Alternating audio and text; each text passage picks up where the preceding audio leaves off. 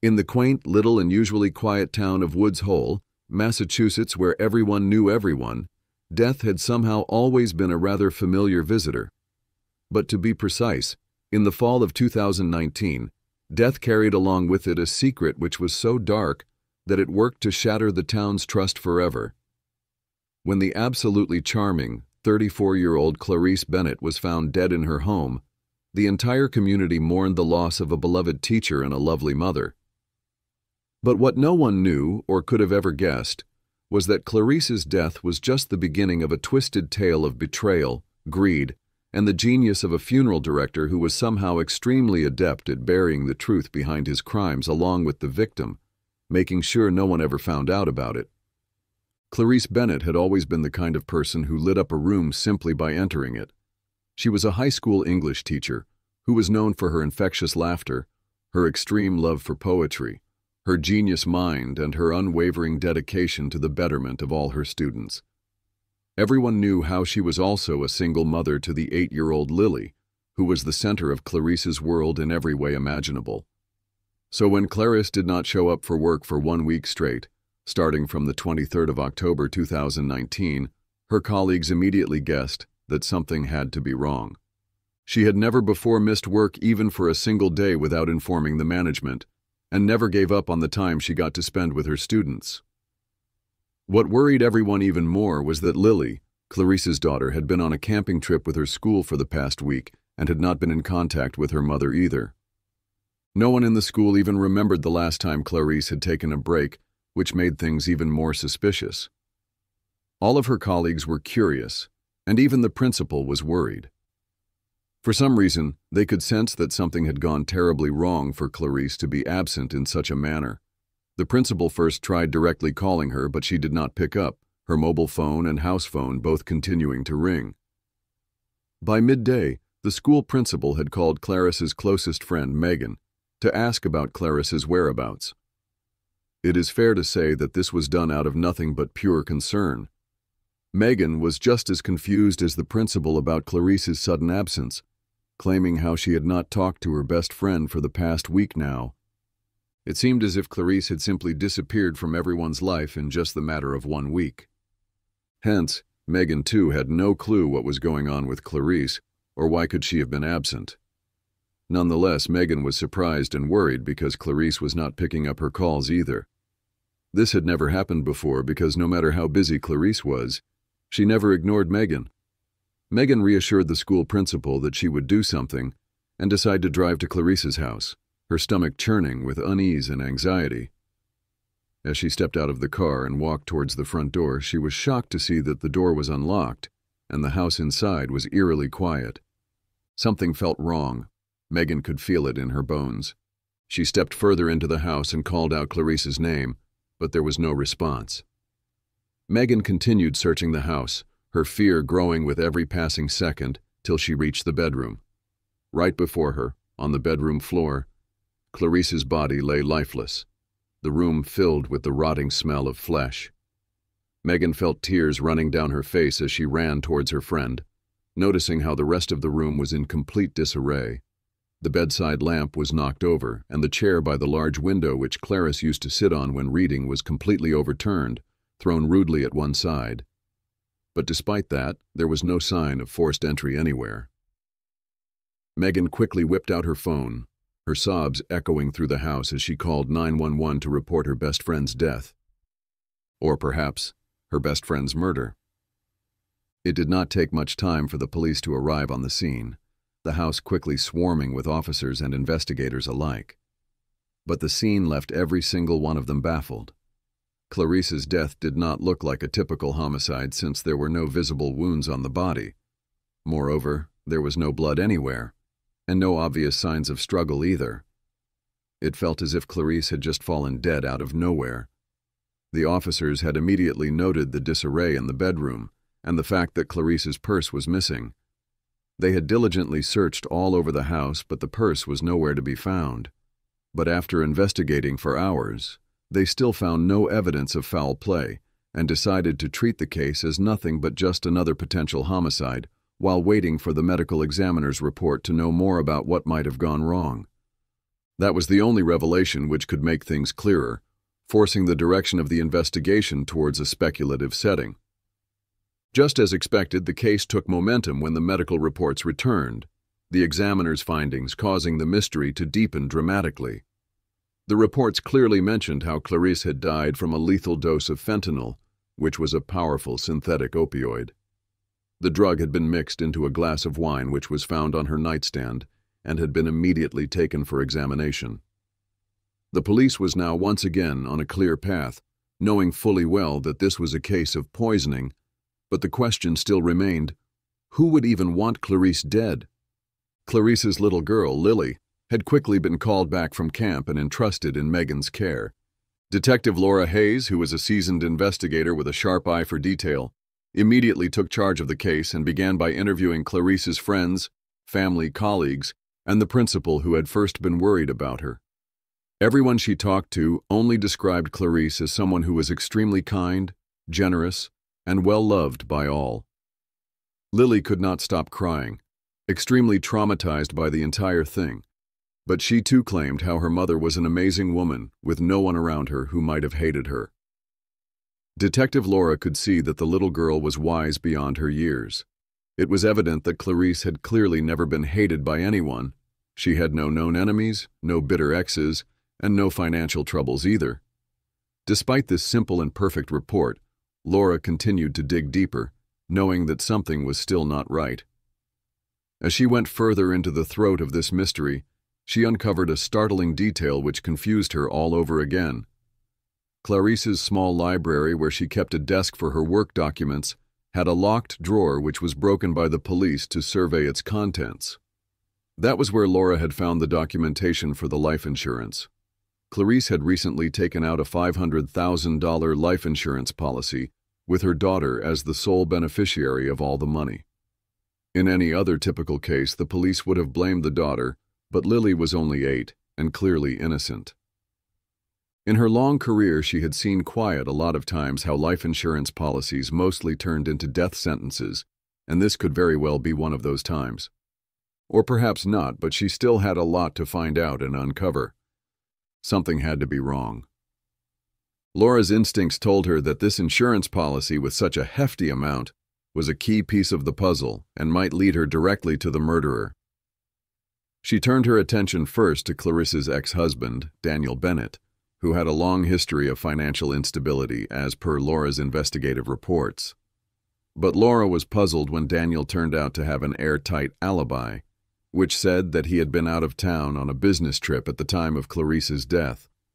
Laura did not just trust his word for it, but made sure to check with the airline, his company, and all his friends, and it turned out he was definitely not lying about the alibi. With Daniel ruled out, Laura knew it was time to shift her focus elsewhere, and the easiest bet was someone from Clarice's inner circle. In order to get to all of them at one place, Laura decided to show up to the funeral, which was right next day. The funeral was held at Woods Hole Funeral Home, which was a family-owned business run by the 45-year-old Thomas Grayson. Thomas had been the town's funeral director for over a decade now, and everyone knew him personally, including Laura, who too was a part of the town. He was known by all for his extreme compassion and attention to detail in regards to everything.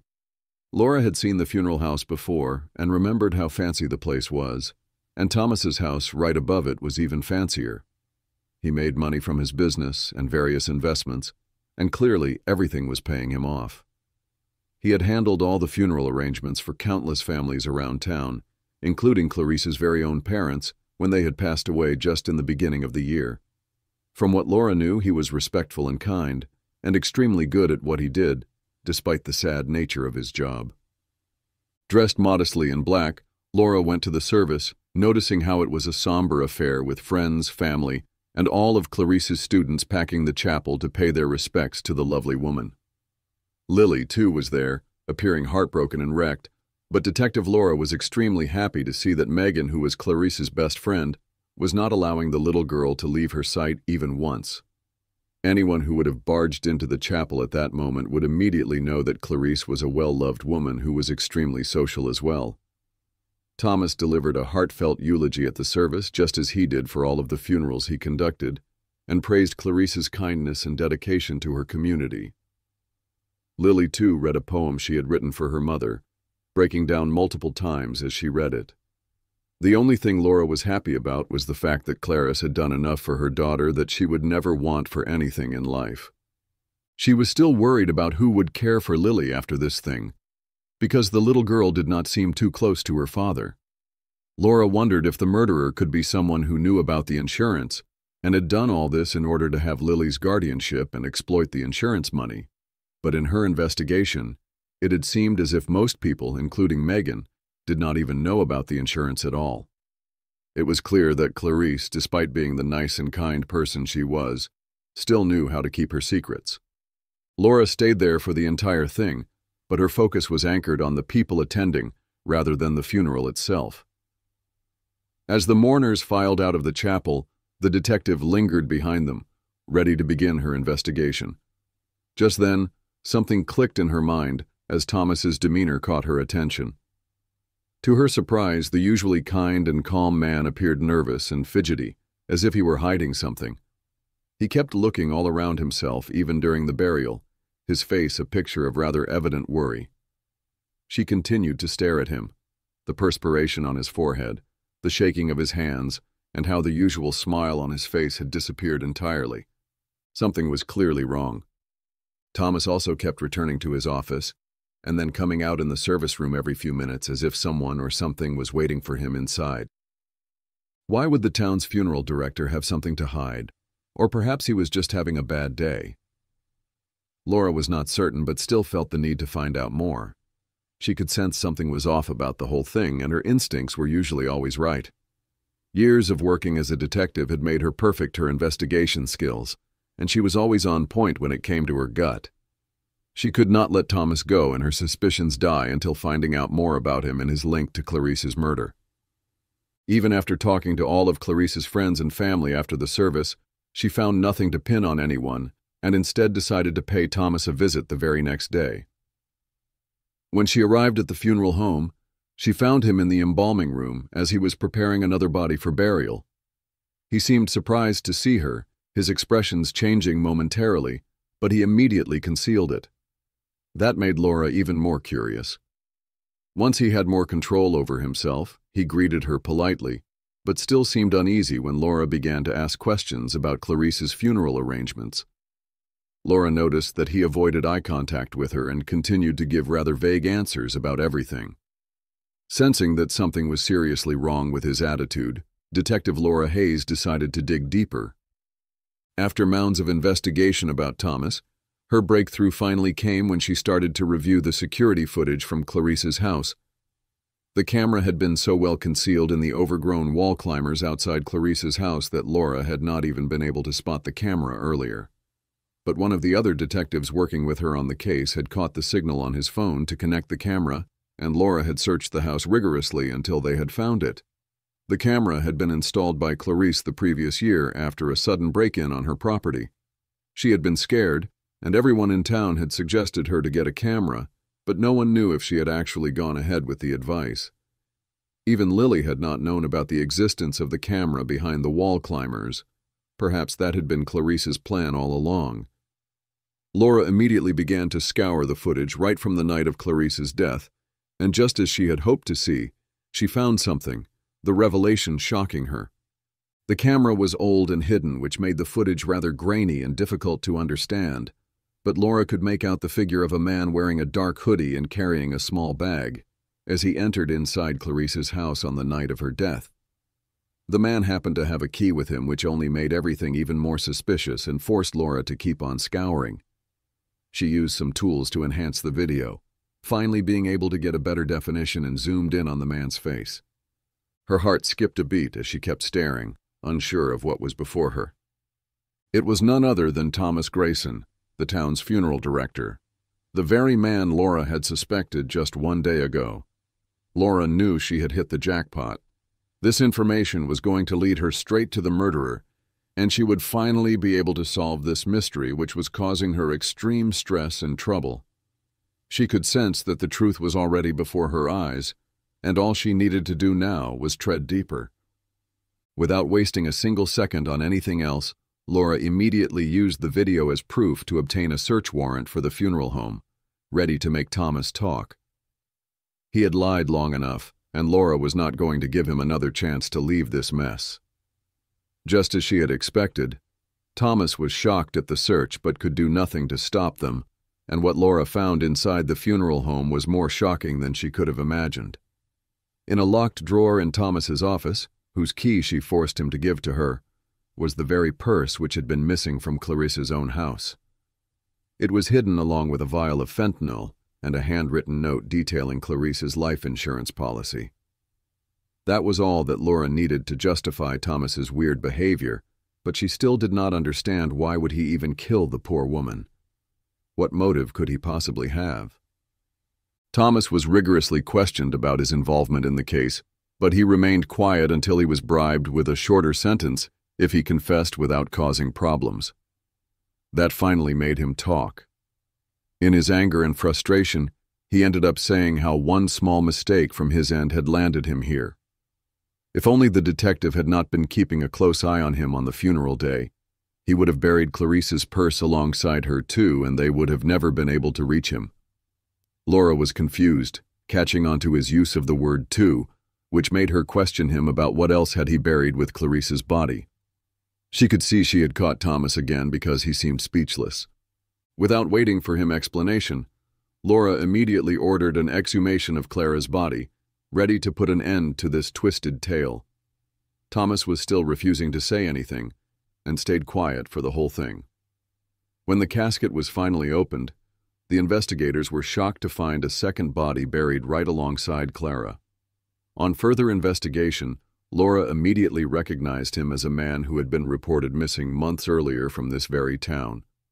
The records they had identified him as the 28-year-old Jackson Melville, who had actually been a former employee of the funeral home. He had suddenly disappeared a few months earlier, and it had in fact been Thomas himself who had come to file the report, since Jackson had no family in the world. Once the body was found, Laura had immediately made her way to Thomas, demanding for the reason behind these two murders. None of it made even the slightest bit of sense. When force was used to coerce him, Thomas finally claimed that he had felt the need to do these two murders to cover up his other crimes. He had killed Jackson when the employee had found out about Thomas's embezzlement scheme, which was being run through the funeral house. Once Jackson had found out Thomas's biggest secret, Thomas had murdered him to simply cover up the traces of his crime. Clara, on the other hand, had been coming in and out of the funeral home quite a lot just a few months ago, since she had been looking after the funeral arrangements of her parents and had ended up hearing a conversation between Thomas and Jackson. She had known everything but had stayed quiet. But since after Jackson had gone missing, Clara had been hounding Thomas to tell her if he had forced the poor man to leave town. Thomas had repeatedly said no, but Clara had refused to believe him, and one day had sneaked inside the funeral house and had found out Jackson's body in the perseveration chamber of the funeral home. She had been shocked when Thomas had found her, but she had very easily run away from him. Thomas had a thief key in his possession, and he had gone directly to Clara's house, hiding inside to find the best time to attack her. She had seemed calm and collected, and when Thomas had seen she was not going to the police immediately, he had decided to be smart about it, and rather than doing something bloody to kill her, he had simply poisoned her glass of wine. He had known it was going to work. All he would need to do was hide all evidence. He had taken Clara's purse along with him because she had taken pictures of Jason's body with her phone, and he wanted to make sure it looked like a potential robbery. That was why he had trashed her room as well, although he had not known that the purse also contained the documents of the life insurance. Once Clarice was dead, Thomas had known the best way to hide Jason's body was to bury him in with Clarice so no one would ever find out. But in his stress and worry, he had forgotten to bury the purse and the bottle of fentanyl. The entire tale was rather impossible and unbelievable, and made Detective Laura realize how people often did bigger and more heinous crimes to cover up much smaller things. Thomas Grayson was immediately arrested and charged with 2 counts of murder, as well as fraud and embezzlement charges. During his trial, it was revealed that he had been stealing the money which was meant to go as taxes to the government, messing up the funeral home accounts as much as he could. That was what essentially funded his lavish lifestyle. Jackson was the first person to ever find out about it, and he had been killed. And Clara had been killed because she knew both about the scheme and Jackson's murder. She had threatened to reveal Thomas's truth to the town and the police, but had never acted upon it. But when she had found out about Jackson's murder, Thomas knew he could no longer risk his luck. He needed to take things in his own hands. Both Jackson and Clarice had met this awful fate only because Thomas was an awful person who had been committing crimes for years. After being found guilty on all counts, Thomas was sentenced to a life in prison without the possibility of parole. The town of Woods Hole had never experienced such a thing before and were extremely shocked.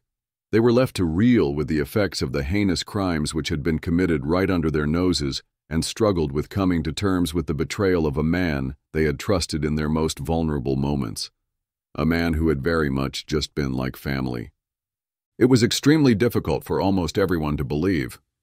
Clarice Bennett's story is a chilling reminder that evil can lurk in the most unexpected of places and could come knocking on anyone's doors without them even realizing what might be happening. Thomas Grayson was a funeral director who was someone entrusted with honoring the dead. Instead, he had used his position to commit unspeakable crimes against the people who loved and respected him. It was impossible to believe. But Clarice's legacy lives on through her daughter Lily, who was immediately adopted by Clarice's best friend Megan. Lily is still not over the pain caused to her by her mother's unfair murder, but she is thriving and trying to come to terms with life one day at a time.